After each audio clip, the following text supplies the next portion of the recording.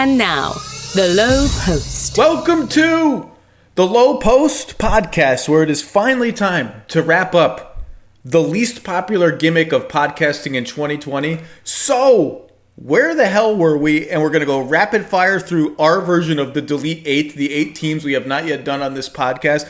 And to wrap it up, I think I can call you the MVP of So Where the Hell Were They? Seattle Kraken fanboy, Kevin Pelton. How are you? I'm doing well, yeah. Certainly from a volume standpoint. I don't think efficiency. Stan got me for sure on efficiency, and Hollinger too. But volume, I'm doing quite well. Stan, I can just let him. I don't even have to be on the podcast. He's just bringing every stat. I can just go for a walk, and Stan Van Gundy can do the Low Post podcast. How much Kraken merchandise have you purchased already? I have not yet purchased any Kraken merchandise. It was a limited selection because they didn't want the name to leak out. That's kind of the amazing thing in 2020, that you can do a team name, a logo, and everything and not have it break beforehand. No, that is very impressive. I'm lukewarm, but I'm happy that Seattle's getting a sports team, another sports team, obviously, and they have maybe the best WNBA team, and the W is up and running, and the games ratings are up. They're kicking ass, and Sue Bird just keeps on trucking. Cover of Slam magazine, unbelievable. Their interim coach Gary Kloppenberg said last night he thought that she could still shoot when she's 90, which I'm hoping Sue keeps playing a while. I don't know if I'm counting on 90. She'll still be able to shoot. I don't know if she'll be able to shoot in the context of a professional basketball game, but Sue Bird will be able to shoot no matter what. Okay, we drafted. We each get to lead the discussion on 4 of these teams, or explain the one thing we are most interested in about these teams. We had a draft, although it was not so much as a draft in that you just preemptively claimed the Orlando Magic as the number 1 pick, and I went down from there. So, Mr. Pelton, you have selected Orlando number 1. They are 30-35 and 8th in the East. A good bet to pass the Brooklyn Nets, or what remains of the Brooklyn Nets, who did not really fare well in this draft, to move up to 7th. Why were you so eager to steal that team that frankly would have been my number 1 pick? Jonathan Isaac. And I don't know if that's so far off from your reason too. It was so exciting to see him on the court. I think that was Monday that they played their last scrimmage game. The first time since he got hurt on New Year's Day, which feels like has been several decades since that took place.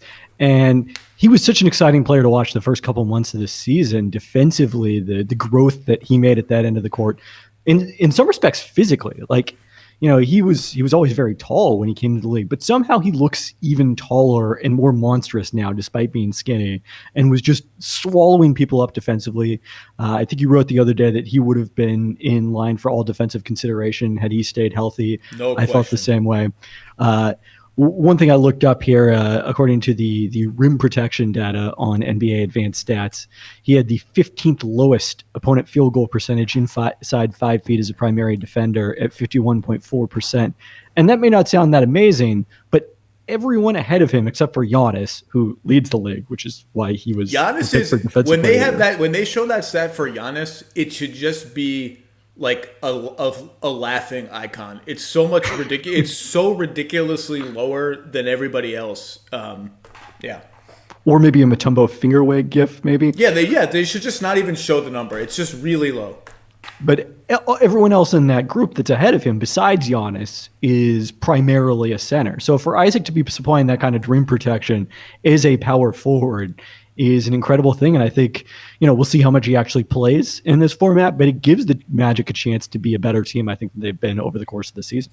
Yeah, he didn't start their scrimmage games, I think he only appeared in one of the scrimmage games, maybe. He did not start, nor did Markelle Fultz. So this is a team that was absolutely blistering on offense when the season stopped. They were the number 1 in the league, I think, in scoring after February 15th.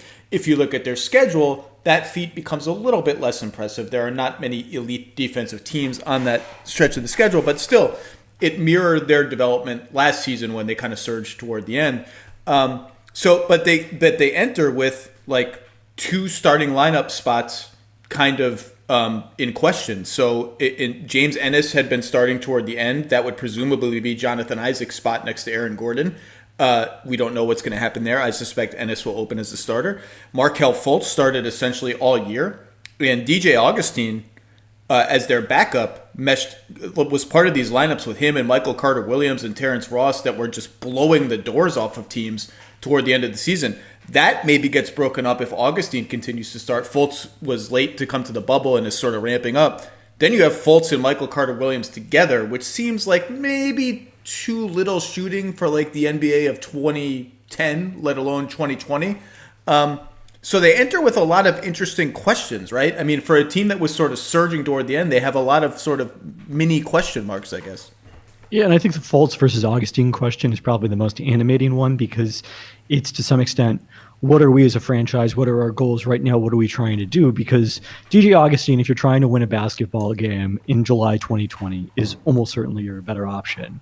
As exciting as it was to see Markelle Fultz back on the court full-time this year, to see him actually attempting jump shots, it was very encouraging. He, because of the fact that he wasn't able to knock down very many threes, was not a particularly efficient scorer, not a great starting point guard. And Augustine, even though he's more of kind of a stopgap and a free agent, I believe, at the end of this season, if you're really trying to make some noise in these seeding games and then in the first round of the playoffs, he gives you the better hope of doing so. It will be interesting, but they've been great when they played together, by the way. They're plus, if I'm reading this right, they're plus 68 in about 230 minutes with Fultz and DJ together at the same time. I just wonder, if you look at the numbers, there are games where you look at leave aside the guards for a second, and obviously that's hard. Fultz is the biggest question mark in the entire league still, maybe. There are games when you watch the Isaac, Gordon, Vucevic, super gigantic front court. Who's the 3, who's the 4, it doesn't matter.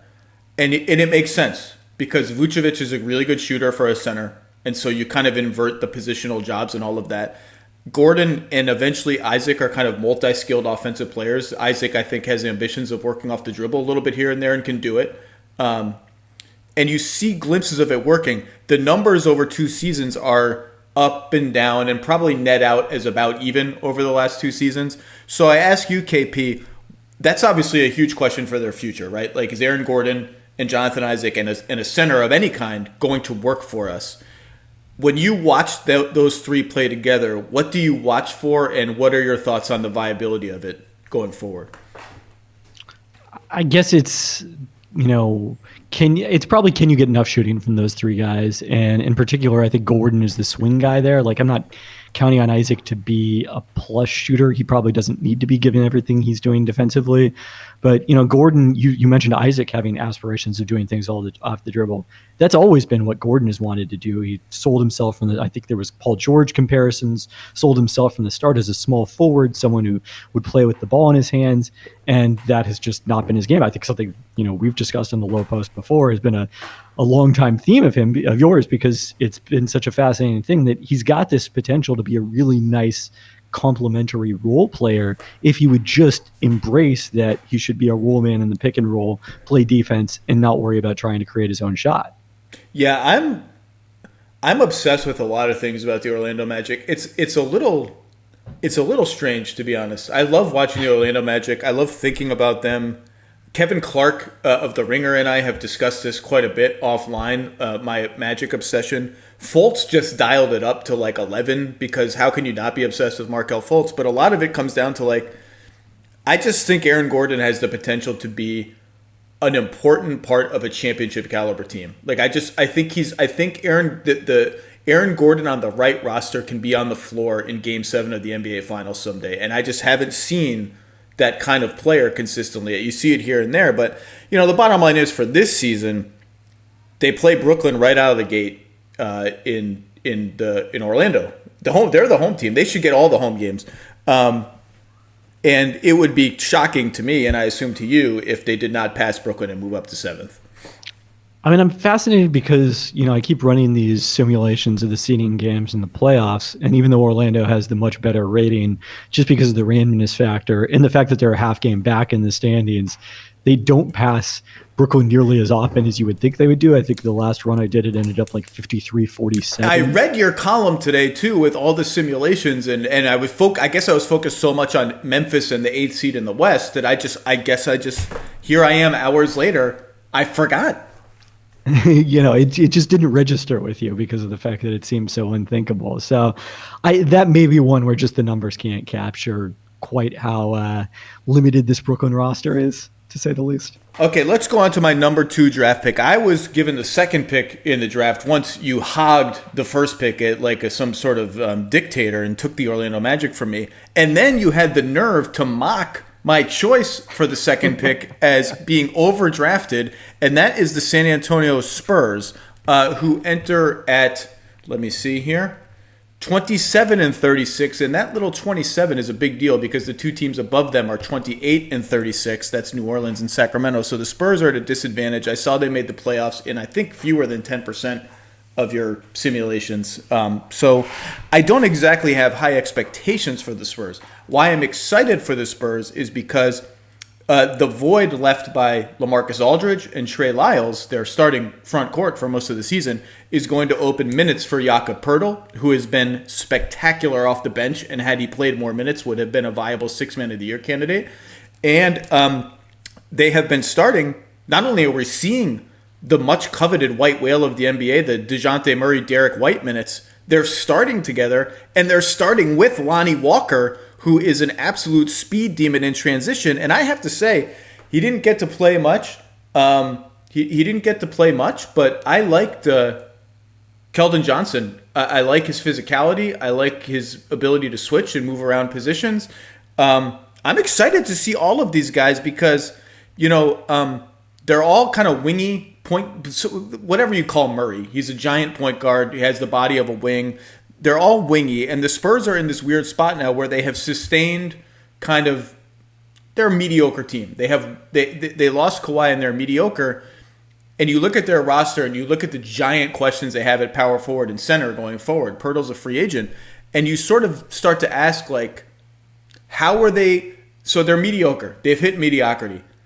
Presumably, they don't want to fall down to sub-mediocrity, and they want to go back up towards the top. That jump, once you fall to mediocrity, to go back up without going down is really, really hard, and we're going to learn a ton about these perimeter guys. I'm excited to watch all of them. I hope all 4 of them play together.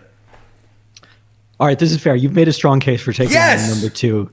I've maybe been primed as a Seahawks fan to complain about overdrafting in terms of value on the board, but they were not number 2 on my, admittedly, despite the White Murray backcourt, as you mentioned. They played 102 minutes together during the entire regular season.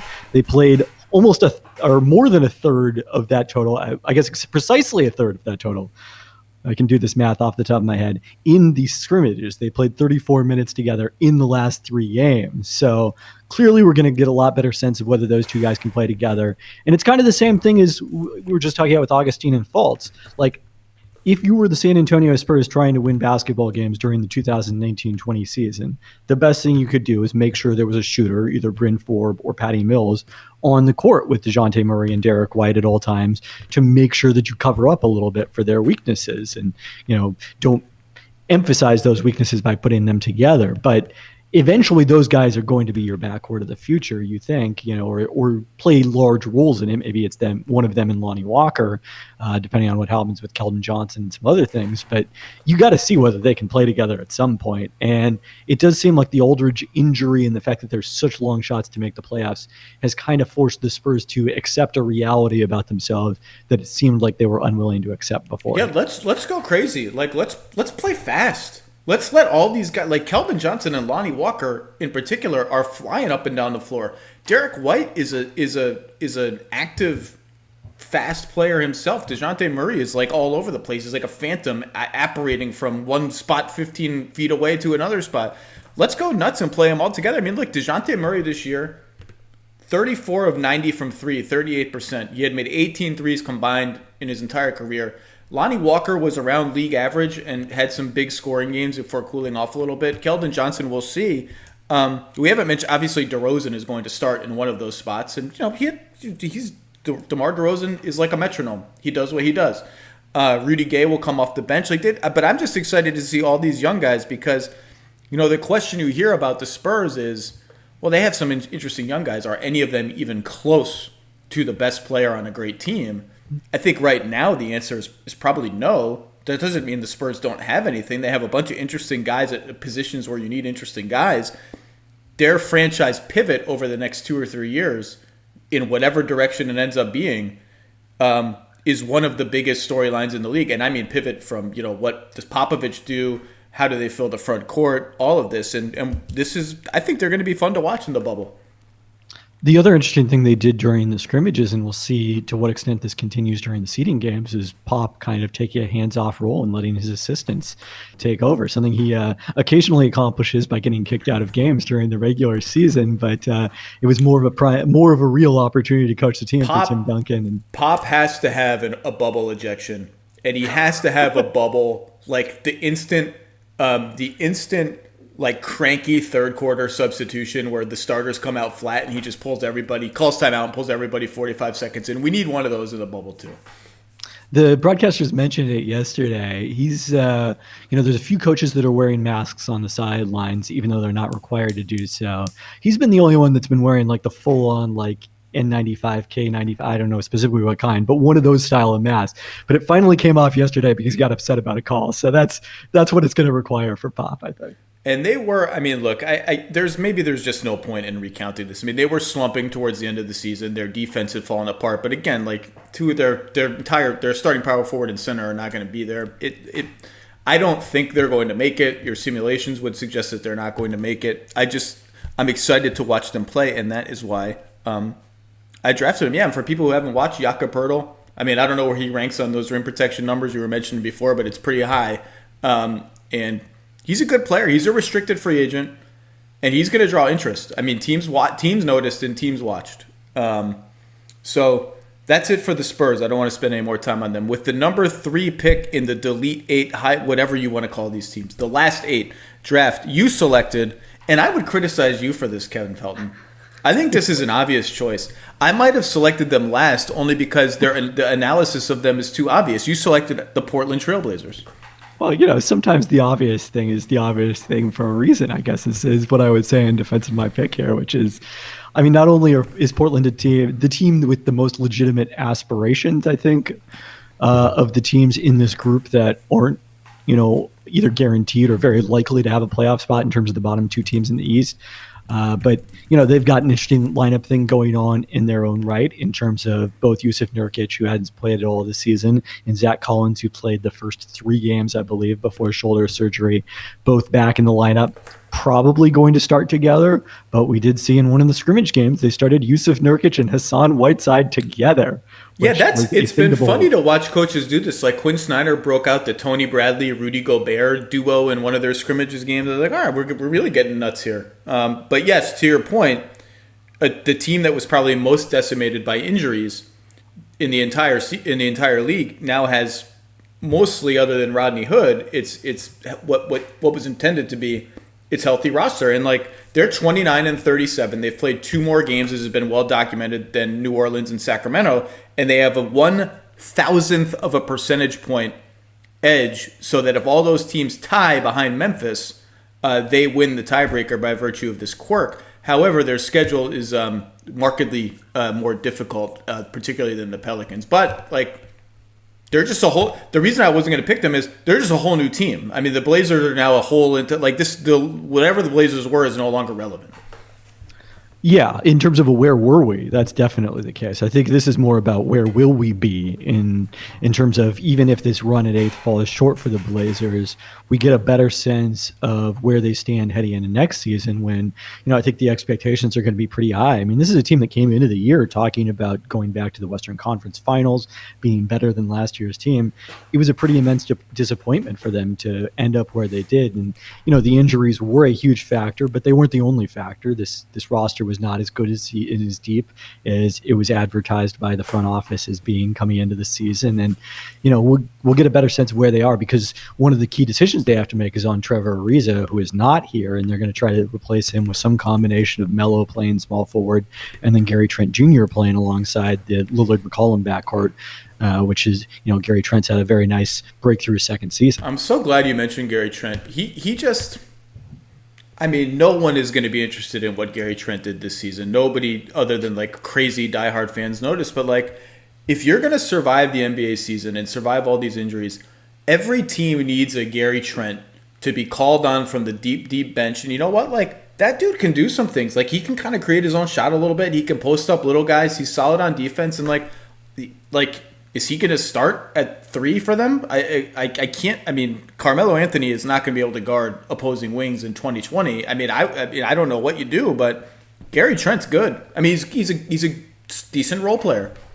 Yeah, I mean, I think he definitely finishes games for them, and I think he's got a bright future. I'm also curious to see Anthony Simons, because he was the second-year guy that everyone came into the season hyping as, the breakout player for the Blazers. They gave him the keys as the backup point guard, didn't bring a veteran on the roster so that, Terry Stotts could take him out of the rotation when he slumped, as he did. He wasn't very good this season. But, he's looked good in the scrimmages. He's the kind of player, I think, who might benefit from the just extra few months of maturity that, guys got in this period that's kind of in between seasons in a sense. I thought Zach Collins became a really exciting player in the playoffs last year for them, and was playing a lot of crunch time. And, there are always going to be, when you're 6'11" and you can protect the rim, and he can, and you shoot 33% on a low volume of threes, the default answer is going to be, well, he's a center. And I just think for stylistic diversity's sake, I am rooting for the Collins-Nurkic front court to be a long-term fit, because I really like watching both guys play. I do think there is a world in which they kind of complement each other a little bit on offense if Collins can shoot it a little better. Nurkic is a really underrated passer out of the post. Nurk is also a smart positional defender. The question is obviously going to be, can Collins chase around shooting fours, and are you going to win that battle of the math? And I hope so, because he's a smart, tough. He's got a little nasty to him too. I really like him, and the answer to these questions is always, well, he's a center. Zion Williams is a center. Everyone is just downsized into in position. And one of the cool things about playoff basketball is sometimes the big lineups start winning a little bit more in the playoffs. It's not always like a small ball world. I mean, we thought that about Enes Kanter last year in Portland. Like, how is he going to be able to stay on the court in the playoffs after Nurkic got injured? And they did a great job. I mean, Terry Stotts has done a terrific job consistently of kind of hiding his players' weaknesses at that end of the court. You could say somewhat similar, I think, of Melo, who was badly exposed at the end of his Oklahoma City run in the brief period he spent in Houston, and was probably in better shape and is now certainly in much better shape. But they did a pretty good job of hiding his defensive limitations. But it'll be interesting because it's a pretty big shift for them. They were below average in terms of the average height of their power forwards this season. They ranked 20th in the league because it was, a lot of Melo, a lot of Nasir Little, Hazonia. And now, you're talking about there was only one team in the league during the regular season with an average height at power forward of greater than 6'10", that being Dallas with Porzingis and Kleba there. They've gone the opposite direction also, because now they've lost all their centers. But now Portland could exceed that if they actually play Whiteside and Nurkic together in addition to Collins. That one I don't really see as a thing. That's a little slow and a little beefy for my taste. Your offensive rebounding rate better be like 60% with those guys on the floor, because maybe I'm wrong, but I just don't see that as a viable thing. Portland's very first game out of the gate is against Memphis. That may be the single most important game in the bubble. I think you wrote that today. Their next games after that are at Boston. I love that the NBA has decided to keep at in there. At Boston, Houston, Denver, Clippers, Sixers. Can't quit the Sixers, baby. Dallas, and then the Nets at the end. Like, if they don't win that Memphis game, given New Orleans' schedule, it's very hard to see Portland ending up in a play-in. And Memphis, by the way, we're not talking about Memphis today. Stan and I did Memphis last week. Tyus Jones' injury, he's out for at least a week. Could end up being like 4 games for them, because they have a back-to-back early on. He was an important part of their team, and an important part of a bench that was destroying people for a lot of the season. They have Melton, they have Grayson Allen, but just keep a little ear to the ground on Tyus Jones. Let's move on to the number 4, unless you have any other Portland thoughts. No, I think we covered it. They don't have a hockey team, do they? They have a minor league hockey team, but not in. Obviously, not in they have a hockey team. Apologies to the Portland, whatever they're called. Winterhawks. I just don't follow minor league hockey. Will Portland fans embrace the Seattle Kraken, or because Portland and Seattle have a weird thing going on? Yeah, because they haven't really even embraced the Seahawks. There's probably more 49ers fans down there than Seahawks fans. So I doubt it. It's hard to, hate the other team that much in one sport, or like the other team's fans in one sport, and then side with them in a different sport. With the fourth pick in our Kevin Pelton made us do a draft by stealing the Orlando Magic draft, I selected a team that it was very nice of your system to give them a less than 1% chance of making the play-in tournament. And that's the Phoenix Suns, who I think are going to be without Kelly Oubre Jr. the whole time. There's been no reports that he's coming back. He's there, but he's not played, and they've been vague about it. Aaron Baines just got there after having a real bout with the coronavirus. Dario Saric hurt his ankle in one of the scrimmage games, and they started Cam Johnson at the 4. This is not so much – I'm not selecting them here because they have a chance to make the playoffs. They don't. I just think if there's a team next season that is under pressure to get up to 40 wins and get up to 42 wins or get up to wherever it needs to be in the West to have a shot at the 8th seed, I think this is the team. And if you ask me to rank – who are the 5 guys in the NBA who are going to be the most important swing guys in the league in the next 5 or 6 years? One of them for me will be DeAndre Ayton, who obviously missed the first part of the season due to suspension. Kind of got rolling towards the end. His improvement on defense was astonishing to go from where he started looking, absolutely out of his depth to pretty competent this year. His offensive skill set is tantalizing all around. It has not been close to fully maximized. A lot of that falls on him and his shot selection, I think. But Devin Booker and DeAndre Ayton, that's interesting to me, particularly on offense. I love Devin Booker. I just, I don't know how they're going to, if Saric is out and they're starting Cameron Johnson at power forward, they literally have no wings coming off the bench. They have like 9 point guards and no wings and some big men. So that's a little weird, but I just want to see Ayton again. I'm ready for more Ayton. I agree that he's a really important swing player. If we're doing again, where will we be? Hopefully in December, whenever it is we see teams again. If he takes another step like he did defensively this past year, then he becomes like an elite defender. Probably it goes from average to very good after below average to average. We probably shouldn't count on that. That's not really necessarily a realistic thing, but it made him so much more viable as a key piece of a good team as opposed to just someone who's kind of going to compile a lot of offensive stats, but maybe not make a lot of impact in terms of winning. Yeah, we tend to put centers in like these buckets of types. Like there's the Jokic type, which is not really a type. He's a once in a lifetime passer, but there's this sort of big man, like Bam is kind of taking on that role too for the Heat. To run your offense through this guy, invert the offense. There's the dive and dunk type, Gobert, Mitchell Robinson, Tyson Chandler probably maximized that, or became the sort of archetypal example of that in Dallas. And I think what's tough about Ayton is he doesn't have a type. He can do a little bit of everything. I think if one day he should shoot threes. He has not shown much interest in doing that. He's a decent passer, and he likes to post up. It doesn't always lead him to profitable places, but he can do it. And he can roll, and he can roll and catch and pass on the move and do all of that. It's sort of just like he's a jack of all trades and master of none. And a lot of his career and Phoenix's question going forward is, it's cool that you can do everything. Like that's great. That versatility is huge against the best teams. Which way is he going to lean? Like what are those skills that he going to lean into? I don't know the answers to that. I'm fascinated to find out. I think there's a sense in which it's almost kind of a negative if you can do two things equally well, but one of those things tends to be more valuable for the team, and maybe that's the rim running, the dive center as opposed to the pick and pop or play at the elbow or whatever.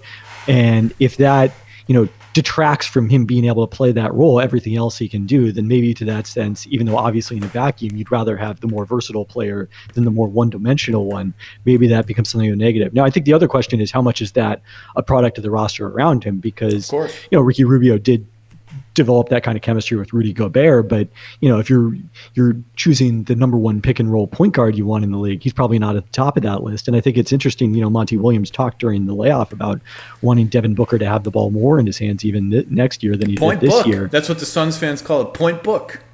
Yeah, so how do you accomplish that? Who's the right complement to him? Does that mean you play Kelly Oubre? And the guy I wanted to talk about was Mikal Bridges, who was the number 2 most valuable player in the scrimmage games, according to my wins above replacement player metric. Like, he was out there just making everything he shot during those 3 games. Well, what I said about Aaron Gordon, it goes for Mikal Bridges. He is the kind of player who will be able to be on the floor in the NBA Finals if he's your 5th option on offense, because he does everything you want out of that player type. He's longer than my office. If he spreads his arms out, he'd probably be able to hit both walls in my office. He's shooting threes okay this year. That's the one that's got to come up. Showed a little bit of aggression off the dribble, like pump and go and make the next pass. Can defend lots of positions. The Rubio, Booker, Cam Johnson, Ayton lineup is like plus 20 in only 35 minutes or so. Just that construction, that 3-wing, whether it's Booker, Bridges, Oubre, Booker, Bridges, Johnson, Booker, Oubre, Johnson, that just makes a lot of sense. And obviously, like you said, the point guard is a big question. Is Rubio the best fit for that? Maybe, maybe not. He's a tricky fit. Hell, you can just play all of them together and play Booker at point guard, those 3 wings, and Ayton. Maybe you'll stop. I mean, Ayton is even a guy, like, he might be able to switch a little bit on defense too. Like, you just don't know what schematically is the best. But I'm with you. Mikal Bridges is good. He's going to be a winning player. I was intrigued. Hollinger gave him consideration for his all-defensive teams. Was he someone you thought about at all? Because he didn't really come up for me. I really like him, but I still think he's a little limited as a one-on-one guy because of his lack of strength. That was a step too far for me. I considered him more for 6th man of the year than I did for all defense. He didn't make my ballot for 6th man of the year, for whatever reason. But I really like him, and I've talked a lot about Devin. But where are you on Devin Booker? Coming around. I mean, the comment I made earlier about Ayton making a huge step in terms of going from guy who gets numbers to guy that helps you win games, Devin Booker absolutely did the same thing this year. And look, obviously all those tools were there. I think a lot of it was just getting a good situation around him, so that it wasn't like a completely hopeless thing. And, if everybody else is pulling in the same direction, then it's going to be a lot easier, I think, for Devin Booker to pull in the right direction too. I like Oubre too. I have a soft spot for guys, again, with a little bit of nasty, a little bit of bravado to their game. That guy trash talks everyone after anything he does that is remotely positive, and I love it, and it's fantastic to watch. The thing for him is, like, he's one of those guys who feels like a shooter and hasn't really been a shooter. He shot 35% from 3 this year. That's the best of his career. That's right around league average. Like, that's another one. Like, I think he's a good player. He may be a little overrated on defense, gets backdoored quite a bit, but he's good and he has the tools and he's feisty and he can do a little bit of catch and go. And this shot just needs to get a little better. And if it does, like, they kind of got something. And you know how Robert Sarver is. Like, if he thinks they kind of got something, the pressure is going to be amped up next year. And I don't think that's unreasonable. Like, I think that's a team. And again, the West could be absolutely loaded next year, so it's hard to really peg anybody as a team that should make a leap. But I think Phoenix has the goods to make a little bit of a mini leap next year for sure. I agree. And I think this sense that, like, as you've talked about on the podcast, yes, 14 or maybe all 15 teams go into next year in the West realistically or hoping that they're going to make the playoffs, and maybe 14 and 15, it's realistic. But teams are going to fall out due to attrition. I mean, Portland came into this year, if not a playoff lock, at least someone that you thought was going to be right there in the mix. And then they suffer some injuries and drop out of it. The Warriors suffer injuries and drop out of it. Like, the field is always going to thin. So, maybe that is the Suns that are one of the teams that end up thinning out, but maybe they stick around and benefit from that. And the field could thin by trade, too. I mean, Oklahoma City is sitting there as a very prime candidate to trade its way out of that field and trade its way up to the line. I mean, I'm not saying they will, but they have, like, it would be very easy for them to flip that whole roster upside down and just say we are rebuilding for a year. Okay, that's enough of The Suns. Very excited for the Suns. By the way, Cam Johnson's pretty good. They got made fun of for that pick, and I'm not a draft. I'm not a draft Nick, and like even if he's good, if you picked him 15 spots too high, there's an opportunity cost to that. Even if the pick is decent, I mean, it's like, he's never going to change your life. He's not going to be a 20-point scorer in the NBA, I don't think, but he can shoot. He can really shoot. That was as advertised. I thought people talked about him like he was a stiff. He couldn't move. He couldn't dribble. Like, he actually moves his feet okay on defense. He's pretty long. Like, I really liked what I saw from Cam Johnson. Yeah, I thought he was going to be a bit more one-dimensional than he proved. You knew that he could shoot it, but it was the everything else. So did he go – he went ahead of Tyler Hero. I think that would be the one guy that, behind him that you'd really say you'd probably rather have. Another guy I really like. Talk about bravado and a little nasty. Tyler Hero. I really like Tyler Hero. Maybe Brandon Clark too. Brandon Clark. I don't know how the draft. I don't watch these guys in college much. Like that guy's just a flat out basketball player. He's good. Okay, let's go on to the fifth team in our Pelton mandated draft. Another selection where, boy, I just smiled because I didn't want this team and I wanted the team I took after them, because to me they're just a shoulder shrug now. They're just a shoulder shrug and not all that interesting one. That's the Indiana Pacers. Why did you select the Indiana Pacers at number 5? Well, partially because we're down to the 5th pick in an 8-team draft, and at least 2 of those. The last 2 picks were pretty rough. we got to Mr. Irrelevant territory pretty quickly at this point. Now, the thing I came up with is interesting about the Indiana Pacers is what we're going to see from Miles Turner here, assuming that Domantas Sabonis, after leaving the bubble to seek treatment for his plantar fasciitis, seems unlikely he's going to be able to return this season. Maybe he will, but now Turner is back in that role of primary big man. He's probably going to have a lot of spacing around him. They started TJ Warren at the 4 in their last couple of scrimmages and really went small with those lineups. And those are lineups that facilitate Miles Turner being a really good player. It's fascinating. This season without Sabonis, according to NBA advanced stats, his usage rate went up from 14% of the offense to 23%. Yeah, it's a huge difference. He doesn't really have anything to do other than spot up when Sabonis is on the floor, because Sabonis is just too good of a passer and a screener and not a good enough shooter to run the offense any other way. And they played. Actually, I was a big doubter of the Turner Sabonis combination. I didn't think it would work. I think they're like +1 or something per 100 possessions, +1.5 or 2, some small number. But like, they tread water with those guys. It worked better than I thought. And Sabonis defending 4s doesn't seem like a thing that should work as much as it does. But like, they've been pretty much fine. It was nothing spectacular, but it certainly wasn't anything that suggested we need to break this up and trade one of these guys immediately. What's interesting, though, about Turner is not only does his role in the offense get larger when Sabonis goes to the bench, his efficiency gets better, too, because one of the issues with Miles Turner has been is good an outside shooter as he is for a big man. He still has a tendency to stand like 22 feet away from the basket instead of 24 feet away from the basket and shoot a bunch of long twos. When he played with Sabonis, he took more 2-point jumpers outside the paint than he did shots in the restricted area. When Sabonis was off the court, he had more than 2 times as many shots in the restricted area as 2-point jumpers outside the paint. I'm looking at the numbers now. 431 minutes with Warren and Turner, but not Sabonis. So those are your Warren at the 4, Turner at the 5 lineups, basically. Pacers about -3 per 100 possessions. Pretty bad on offense. So that's a TBD. Obviously, we also, Jeremy Lamb's out. Jeremy Lamb's injured. Oladipo, it's like as the world turns, I have no idea if he's playing or not. He's played in the scrimmage games. He wasn't going to play. Now he's maybe playing. Obviously, if he plays, that's a game changer, although he was pretty frigid, predictably so, from the field when he came back from a very traumatic injury. Look, they're going to make the playoffs. It seems obvious that they will fall to 6th, given Philadelphia's schedule. But Miami also has a pretty tough schedule. And your simulations actually were a little friendlier to the Pacers. I think they had a much higher percentage shot of not falling to the 6th than I expected. It was almost 50-50, wasn't it? Right, yeah, and similar between them and Philadelphia, which I think gets back to the same thing as that Brooklyn-Orlando thing, that just in 8 games, there's a lot of randomness. how those 4, 5, 6 seeds play out is a big deal in the East. Not quite as crazy as how the 3 to 7 in the West is going to play out, or in 3 to 6 specifically.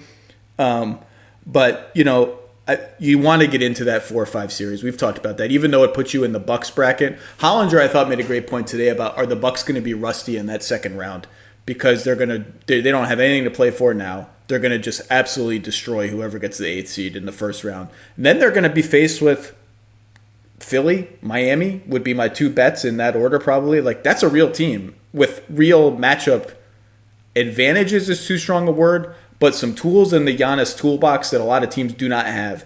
And I think, so even though you're in Milwaukee's bracket, I think you want to be in the 4-5 series if you can. Because I think Boston is just good. Boston's a good team. I would take no pleasure in facing them. Let's go on to my pick, 6th. I can't believe these guys fell to 6. And really, there's no other option here, Kevin Pelton, except to take the Sacramento Kings, who I don't know why no one is talking about them. Maybe your projections told me why. They are 28-36. They have the same record as the Pelicans. Their schedule is Spurs, winnable. Magic, winnable. Dallas, maybe. Why not? Let's get hot and beat Dallas. Pelicans, huge game. You're going to be underdogs, but huge game. Brooklyn, win. Houston, probably a loss. New Orleans again, so you have the opportunity to beat the Pelicans twice and win the tiebreaker head-to-head because you have actually played the same number of games as the Pelicans. And then Lakers last. We don't know Stan Van Gundy and I sort of disagreed on how I thought he made a great point. Everyone assuming the Lakers will just sit their guys in that game. He thinks teams are going to kind of ramp up as they go because it's been so long. I do think that last game, though, that very last one could be different. I think that could be a sit-down game. Your simulations were also cold on the Kings. I look at their schedule. Obviously they don't have Marvin Bagley. He really wasn't on their team anyway this year. They started rolling when they put Buddy Hield off the bench. He would have won 6th Man of the Year maybe had he been off the bench all year. Rashawn Holmes is out of delivery food quarantine, and I think whatever the projection systems, I think that we're underestimating the Kings. I think this is a dark horse to get into the play-in. Interesting. Yeah, I'm probably not as high on them. I mean, I think we'll see what they've got because we haven't seen this group together a ton. Rashawn Holmes was injured at the end or he might have come back right before things shut down. That was like several years ago, so I can't remember exactly anymore. But it's been a while since we've seen this exact group. Harrison Barnes was also late getting into the bubble, and that's the thing that worries me is they've had some unfortunate health and virus issues with Harrison Barnes, Jabari Parker, Alex Len, I believe, who's on the Sacramento Kings. That's the thing. So that does. I'm not going to lie. That and Holmes missing a lot of practices and stuff because of the quarantine. All right, you've already talked me out of the Kings. I still stand by my 6th pick, though. I assume we were going to talk about De'Aaron Fox, though, and just how well he was playing the last month of the season or so. Yeah, he, they had that weird season where, like, they still are, like, 23rd in pace or something, which does not seem like a way you would want to play if you have maybe the fastest player in the entire NBA on your team. But, you put him with Bogdanovic, Barnes, Bjelica, and a rim-running center. Got a lot of spacing on the floor. That's a good little ecosystem for him. I'm a big believer in De'Aaron Fox. I think he's a good locker room guy and a really good player.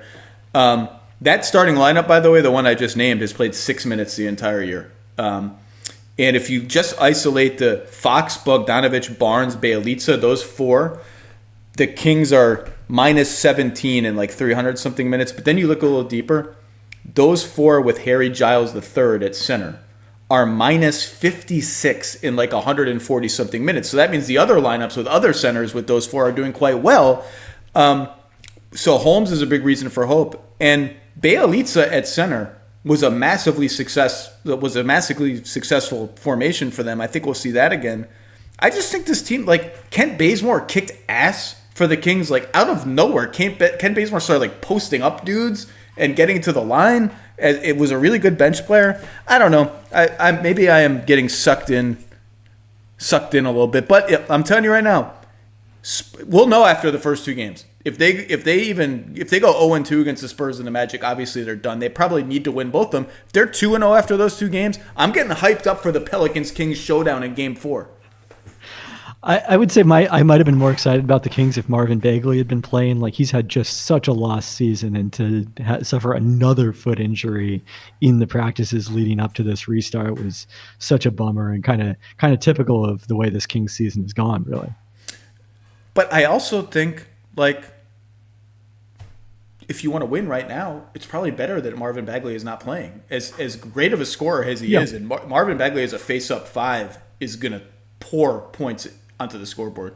But if you want to win right now, like, defensively, he's going to be really far behind. He played 13 games this season, I think. It might not be a bad thing that he's injured. I don't long term. Obviously, they need him. They passed on quite a great player to take Marvin Bagley. So anyway, I think I'm not giving up on the Kings. They got 2 second-round picks to take Kent Bazemore, by the way. That was like a sneaky little... And Daquan Jeffries, out of nowhere, is killing it in the scrimmages. I'm going to watch a lot of Kings. You can't talk me out of the Kings. I had to cut him off. I posted the top 20 in wins above replacement player in the scrimmage games, and he fell off. I originally had the top 25. He's number 23. Daquan Jeffries? Yeah, Daquan Jeffries. Who's on a two-way?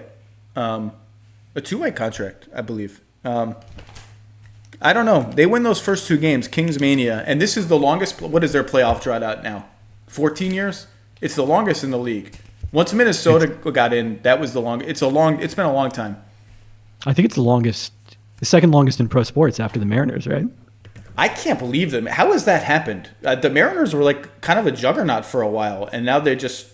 Didn't they have King Felix? They never made the playoffs once when they had King Felix on their team? Not one time. This year there's 16 teams make the playoffs in baseball, and assuming all of them can actually complete their seasons, the Mariners will probably not be. How should I feel about the Dodgers guy who threw at the Astros people and then made funny faces at him? Throwing at someone's head is a little dangerous, but at least one of them was a curveball, so that mitigates it a little bit. He claimed wildness, like, oh, I'm just wild. I love when you establish pitchers like establish a baseline of wildness, then just like throw at people left and right. I enjoyed the theatrics of it. Ricky Vaughn had it right. If you don't know where it's going, then they can't complain based on where it goes. Yeah, absolutely. It's kind of like the Utah Jazz. Like, if we foul all the time, they can't call every foul on us. That was the Jerry Sloan. They're not going to call every foul. Just beat the crap out of everybody. Okay, you had the 7th pick in the draft, and I would say that there is a rather large drop-off between the 6th and the 7th pick. You actually took a team that I would have selected 8th, 7th. So, again, another W for this guy. You took what is remaining of the Brooklyn Nets as the 7th pick. The Nets are 30 and 34, I think, in current possession of the 7th seed. I just have not spent 1 second thinking really hard about how they will do in the bubble because, I mean, so many of their players are not playing that it's not relevant to me. But...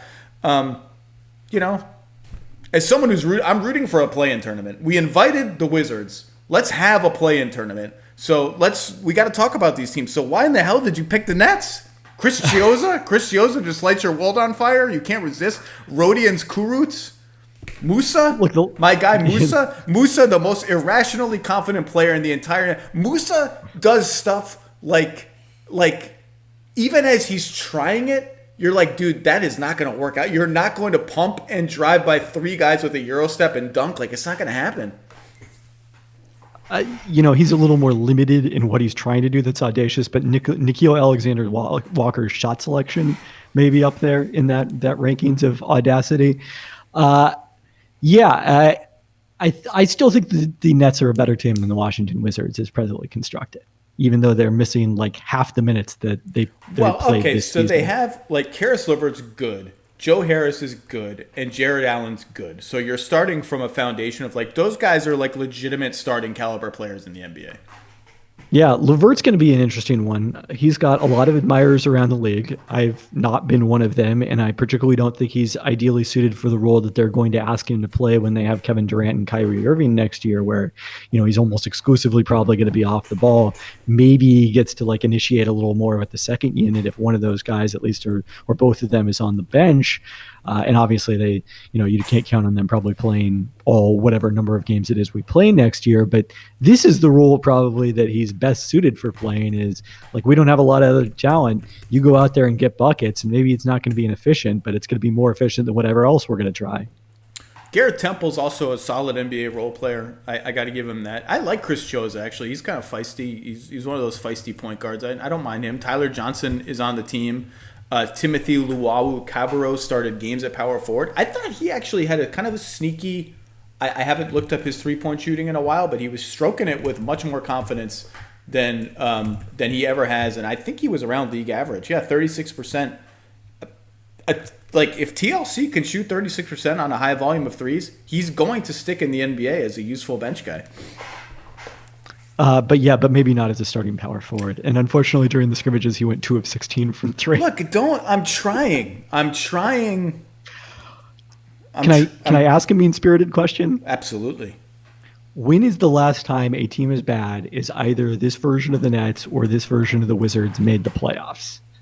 So there's an answer that maybe you could not have to go back very far, because last year's Pistons with an injured Blake Griffin were, pretty limited compared to what they were during the regular season, even as a 500 seed, 8 seed. But I think the answer is probably the 2016 Memphis Grizzlies, the Grizzlies team that had like 8 replacement players on their roster. They were basically like the Nets. They had a whole new roster for the playoffs. That's a good. I was going to say it's going to be somebody in the East. I can tell you that much. Whoever we're looking for a weakling playoff team, you can look to the East.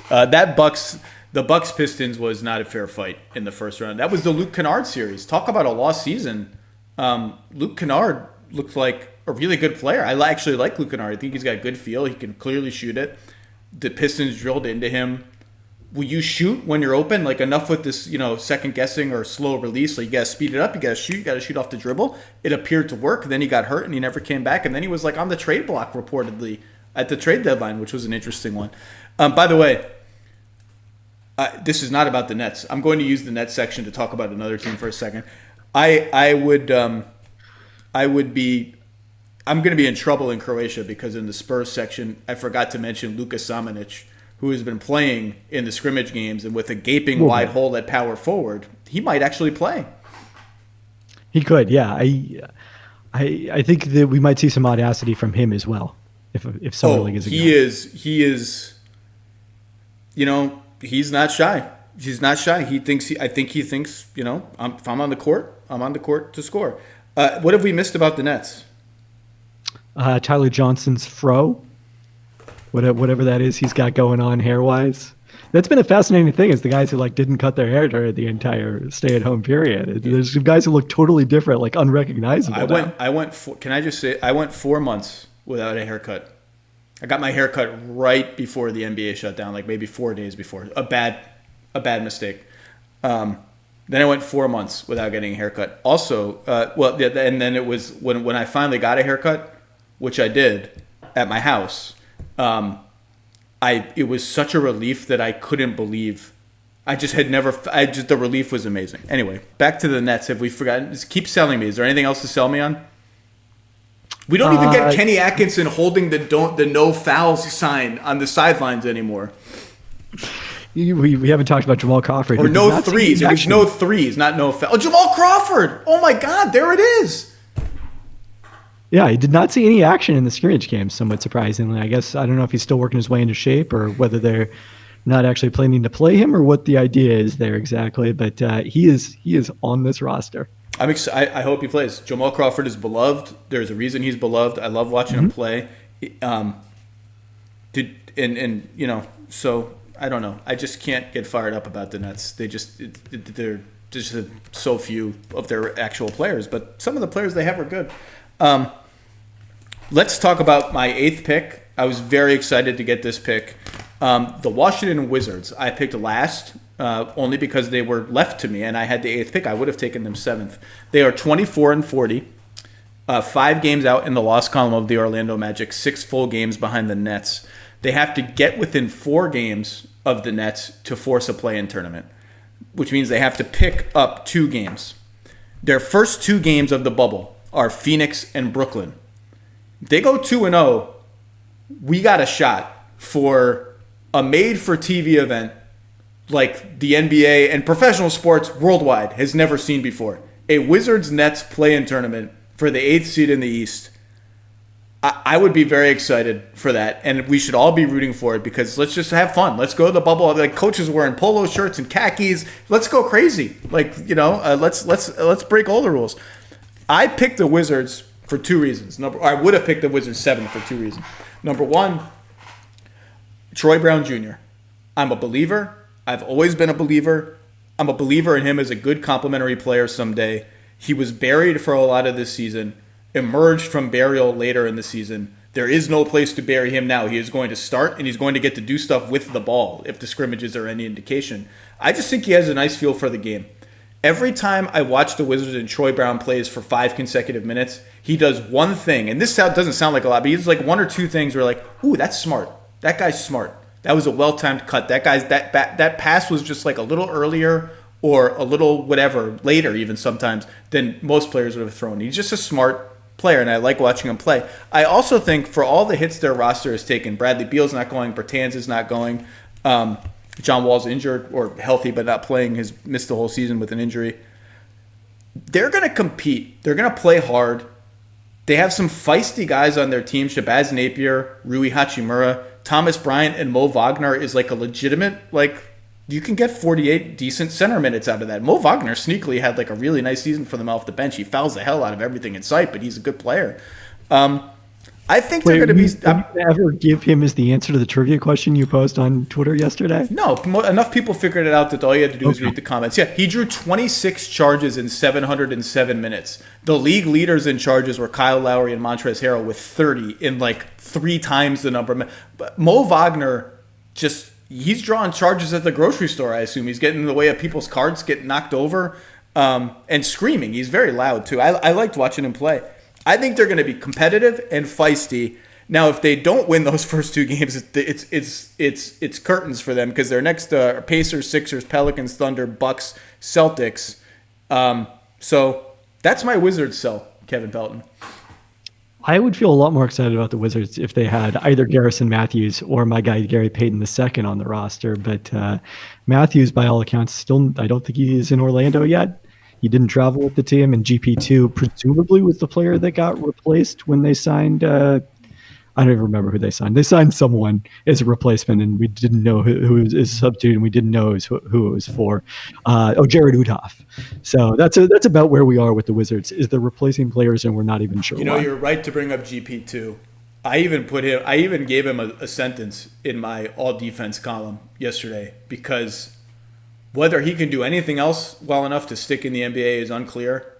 That guy can defend at the 99.99999 percentile for perimeter players. It is a freaking hazard to have the ball anywhere near that guy. He is a monster on defense. I really liked watching him play this year.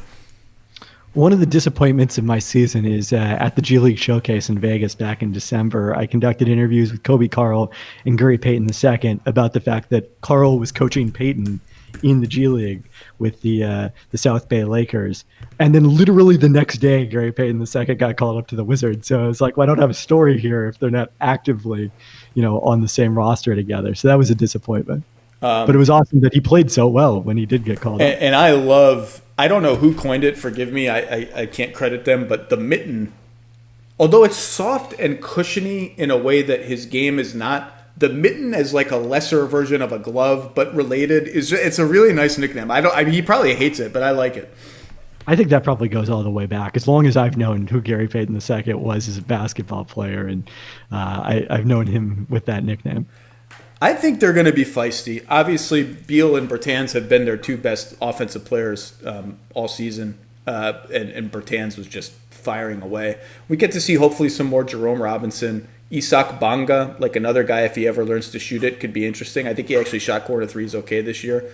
But again, if they lose those first 2 games, the rest of their slog through. If they lose those first 2 games, they're looking at a potential 0-8, in which case they will not be making the play-in tournament, even if the Nets go 0-8. If they both go 0-8, well, that's not possible. That's not possible. They play each other. If they both go 1-7, I just don't know what we should do. If the Nets go 0-8 and the Wizards go 1-7, and their only win is against the Nets. That's the worst case scenario, I guess. I think you need to have a different. I don't know. There needs to be some stipulation that like Portland can move into the East. I mean, that was basically my idea, was have the 7 worst teams in the bubble. Not even take the Wizards and the Suns. Take the 7 worst teams, put them in a tournament for 3 playoff spots. Seed 1 to 16 or seed 1 to 8 and 1 to 8, whatever you want. And if you have to move a team in the West into the East this year to make it work, well, guess what? We're not traveling anywhere anymore. Just do it. That brought up a whole slew of fairness issues. I get that. You know, Milwaukee suddenly has to play the Pelicans in the first round or something. That doesn't seem fair. Yeah, I mean, obviously, without Bradley Beal, they have no go-to guy on offense. So when the game slows down, it's going to be interesting to see how they score points. Maybe we'll get to see a lot of Rui going one-on-one. Rui can kind of bulldoze smaller guys if he gets a chance. I think it's going to be a lot of Shabazz Napier. I think this is going to be a good opportunity for him to showcase his skills. Are you still picking Milwaukee to win the title? I'm picking the Clippers. Oh, you picked the Clippers all year? Yeah, despite the fact that the numbers say Milwaukee. I have a logical inconsistency there. No, it's like I've picked the Clippers all year. Yeah, the numbers say Milwaukee primarily because their path is easier in theory, right? I mean, that's why. It's like they don't have to play with the other LA team to get out of the finals. I think Milwaukee's path is actually, and I've said this all year, I think whether it's the second round of their conference finals, they are going to be in a series. I don't think they're walking over the East like everyone thinks they, or the numbers suggest they will. I think Philly could give them, just Shake Milton. I think that's going to work. I think, shockingly, I'm optimistic about a Brett Brown lineup experiment. Shockingly. I think that's going to work. I think Philly can give them some problems in the second round. And I think Boston and Toronto are just really, really good teams. Nothing seems fluky about their success. They're very comfortable in their own identities. They're good two-way teams. I think somewhere in maybe the Bucks will prove me wrong. I think they're 2-2 going into a Game 5 in one of those series, if not both. What do you think of this lineup that Toronto's been throwing out lately? They've gone with the Siakam at small forward to start the last couple scrimmages, and ostensibly it could have been to match up with the Blazers because they were playing them in the second game against the Nurkic-Whiteside front court, but they stuck with that in their third scrimmage as well. I think it's not going to be a big tool. Like Nick Nurse, who is my pick for Coach of the Year, pushes every right button. He will do crazy stuff, and it almost always works. That's a lineup they used against Philly last season in the playoffs against a bigger, more physical team, Ibaka and Gasol together with Pascal. It didn't work it worked okay. I think they were minus a little bit with that group. So I think maybe we'll see it if the matchups dictate, but I chalk it up more to like they have a history of doing it here and there, so it's not quite the same, but it feels like a cousin of the Whiteside, Nurkic, Bradley, Gobert thing, like a thing we're maybe not going to see. It is one way to adjust for the fact that they lost their entire starting wing combination from the championship team, and it did not miss a beat because, man, their top 7, top 8 is just really good. Everybody's good. And their depth outside of that was shockingly good. That's what I thought was going to be their undoing this year. Is like, yeah, you looked at that top group, it was still pretty good, even if it dropped off from last year. But, then you're playing an undrafted rookie Terrence Davis, Chris Boucher, who I'd always liked but had never been able to break through in the NBA. And then lo and behold, they just play those guys and they play really well. Rondé Hollis-Jefferson, the captain of my up team, just comes in and starts breaking stuff. If Rondé Hollis-Jefferson came into your kitchen, you'd have like 5 broken dishes in about a minute. His arms and legs would be hitting stuff and they'd be falling off the shelves. I have a very small kitchen. His wingspan might be close to the. And I mean that as a compliment. I'm not in. They got good minutes of that. Terrence Davis, I had him second team all rookie. I saw people put him on. A couple people put him on first team all rookie. You did. You're raising your hand. That's closer to correct than not having him on your all rookie teams at all. He has to make an all rookie team to do that on a winning team. Like if Matisse Thybulle is going to be on anyone's all rookie team, Terrence Davis should be ahead of him. Well, I had them both on my all-rookie first team, so you see where my tastes in defensive wings lie. Both very, very good rookies. All right, KP, well, thank you for – we didn't forget anybody, right? I don't want to, we secretly forgot some team of aggrieved – I think that concludes So Where the Hell Were We? I got to all 22 teams. Had to force it a little bit here at the end, but some of these teams, there just isn't 25 minutes of Nets content. I have to say – even watching the scrimmages, it's so weird that there are basketball games on tomorrow that count. It just seems, all of this seems so strange. But and we talked before about how I've had this sort of overwhelming feeling of like dislocation of it's almost August, there are games. I'm not going to any of the games. They're all in these weird arenas with no fans. But when I sit down and I dial up a game to watch, and the plays look the same, and the players look the same, and the sounds are, other than the fans are the same, it's like, it feels very comfortable. It was very good to see it back, and I get, we've talked before about all the ethical issues about testing and health and all that, but I get why people want to see it. It felt good. I can't lie. It felt good to watch basketball. Yeah, and the basketball was better, I think, than I expected in the scrimmage games. I thought it was going to be really rough, but the shooting did take a little while to come around from 3-point range, but it wasn't like noticeably awful basketball at any point. And then, I posted about this morning. I think teams shot like 37% from three in the last scrimmage game, so they may have gotten that solved. There are scrimmage stats on NBA.com. This is absolutely crazy. All right, well, KP, it's been good shooting the breeze with you about all these teams or many of these teams. It's good to see you. Enjoy the Kraken and enjoy the games. We get some real games to talk about, and let's just hope everyone stays healthy, stays safe, and NBA is coming back tomorrow.